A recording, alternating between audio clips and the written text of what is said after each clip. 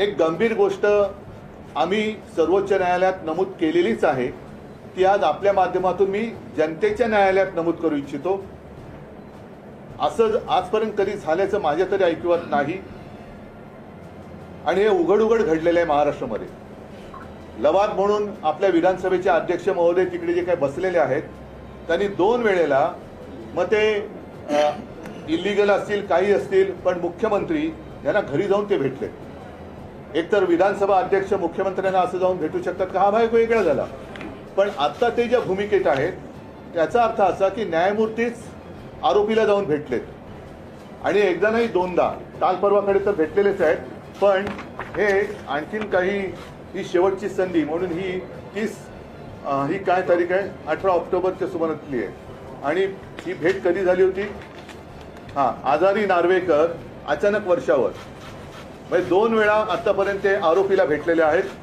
आरोपीला ते भेटतात इकडे न्यायमूर्ती आणि आरोपी दोघांचे फोटो आहेत त्याच्यामध्ये, कारण आमच्या दृष्टीने ते आरोपीच आहेत। आम्ही त्यांच्यावरती अपात्रतेचा गुन्हा किंवा खटला दाखल केलेला आहे आणि त्याच्याबद्दल आम्हाला न्यायाची अपेक्षा आहे। आता हे जर न्यायमूर्ती आरोपीला घरी जाऊन भेटत असतील तर यांच्याकडनं उद्या आम्ही कोणत्या निकालाची आणि कसल्या न्यायाची अपेक्षा करावी हा एक महत्त्वाचा प्रश्न आहे। या खटल्याचा निकाल खरं म्हणजे 2 महिन्यात लागायला पाहिजे होता, त्याला 2 वर्ष लागत आहेत। याच्यामध्ये हा वेळकाढूपणा आहे आणि त्याच्या पुढे ते असं म्हणतायत की कदाचित अध्यक्षांवरती म्हणजे लवादांवरती एक तर दबाव असेल किंवा ते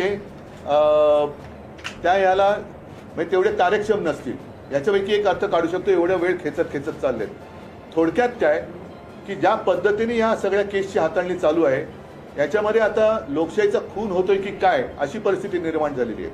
आणि म्हणून सर्वोच्च न्यायालयाला आम्ही विनंती तर केलेलीच आहे, त्यांच्या समोर हे यांच्या ज्या काही भेटीगाठी आणि उघड होत आहेत, आरोपीला भेटतात उघड, न्यायमूर्ती आरोपीला भेटतात, ते उघड भेटत आहेत। तर जो न्यायमूर्ती आरोपीला भेटू शकतो ते उद्या त्यांच्याकडनं काय निकाल लागेल याची कल्पना जनतेला आली असेल। आम्ही शेवटी जनतेच्या न्यायालयात लढणारी लोक आहोत। सर्वोच्च न्यायालयाला सुद्धा आमची हीच विनंती आहे की हे सगळं डोळ्यादेखत घडतंय। आपण सर्वोच्च आहात, एक व्यक्तींची एक ओळख असते।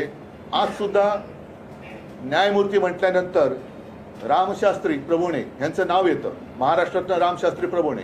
ते सुद्धा असेच होते, कणखर होते, सत्ताधाऱ्यांपुढे झुकले नव्हते आणि त्यावेळेला मला असं वाटतं राज्यसभा वगैरे हा प्रकार नसेल म्हणून त्यांनी कोणत्याही दबावाला बळी न पडता न्याय धर्माला जागून तो न्यायनिवाडा केला होता।